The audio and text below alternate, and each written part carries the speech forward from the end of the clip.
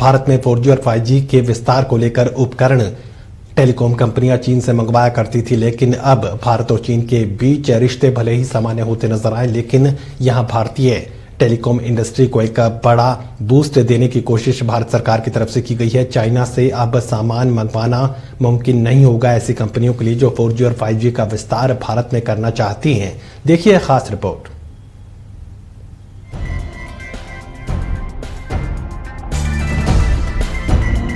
भारत के 4G network के विस्तार और भविष्य के 5G नेटवर्क में चीनी कंपनियों के दखल को समाप्त करने के लिए भारत सरकार ने कड़ा फैसला ले लिया है।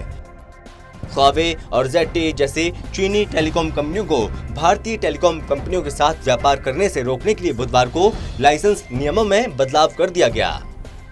अब 15 जून से भारत में 4G और 5G नेटवर्क का विस्तार करने वाली टेलीकॉम कंपनियां सिर्फ उन्हीं विश्वस्त कंपनियों से सामान ले सकेंगी जिनको अनुमति दी गई होगी। सरकार ने यह फैसला इसलिए लिया क्योंकि उसे डर है कि चीन भारतीय नेटवर्क में इसके जरिए दखल दे सकता है। जानकारों का कहना है कि हालिया बदलाव की काफी जरूरत थी, क्योंकि तेजी से फैलते भारतीय टेलीकॉम क्षेत्र को अबांधित तत्वों और गैर भरोसेमंद सामान बेचने वाली कंपनियों से सुरक्षित रखने की जरूरत थी। सरकार ने कहा है कि वो उन भारतीय मोबाइल टेलीकॉम ऑपरेटरों से खासा नाखुश हैं जो अभी भी चीनी कंपनियों से सामान की खरीद कर रहे हैं। नियमों के इन संशोधनों को टेलीकॉम विभाग ने बुधवार को जारी किया, जो 15 जून से लागू होंगे। इसके तहत कोई टेलीकॉम कंपनी अपने नेटवर्क में सिर्फ विश्वस्त उत्पादों को ही शामिल कर पाएगी। कुछ समय से भारत और चाइना के बीच लगातार तनाव बढ़ रहा है। इसी तनाव के बढ़ने के चलते पूरे भारत ने चाइना की वस्तुओं का बहिष्कार करना शुरू कर दिया था। पिछले साल ही confederation of all India traders यानी कि CAIT ने चीनी वस्तुओं के बहिष्कार के लिए एक लिस्ट तक तैयार की थी। वहीं अब भारत सरकार ने एक बार फिर चीन को बड़ा झटका देने की ठान ली है। इस कड़ी में केंद्र सरकार ने टेलीकॉम लाइसेंस नियमों में बदलाव करने पर विचार किया है। दरअसल भारत सरकार के इरादे इसी महीने टेलीकॉम लाइसेंस के अब तक चले आ रहे नियमों में बदलाव करने पर विचार कर रही है।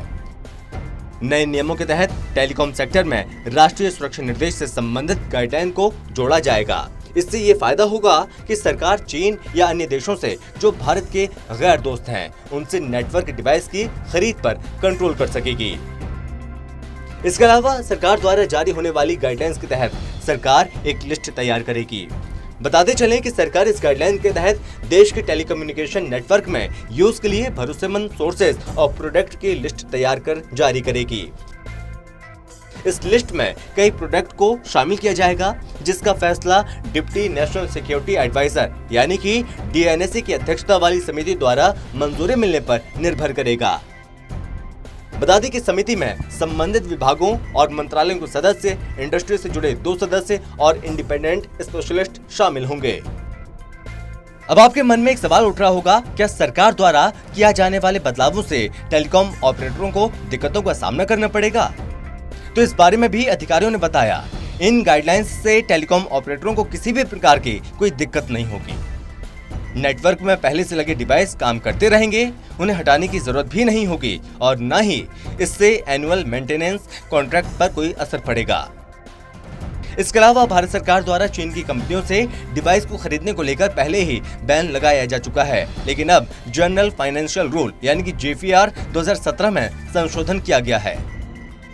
आपको बता दें कि सरकार द्वारा लगाए गए प्रतिबंध के बाद सरकार ने जनरल फाइनेंशियल रूल JFR 2017 में संशोधन कर दिया। इस संशोधन के तहत भारत के साथ जमीनी सीमा वाले देशों की कंपनियों की बोली लगाने पर अंकुश लगाया गया है और साथ ही ऐसे मामलों में भी बिडर्स पर रोक है जो डायरेक्ट और इनडायरेक्टली राष्ट्रीय सुरक्षा से जुड़े हैं। गौरतलब है कि पिछले कुछ समय से चीन की टेलीकम्युनिकेशन कंपनी हुवाई का कनाडा और अमेरिका से विवाद चल रहा है। Special desk, total news.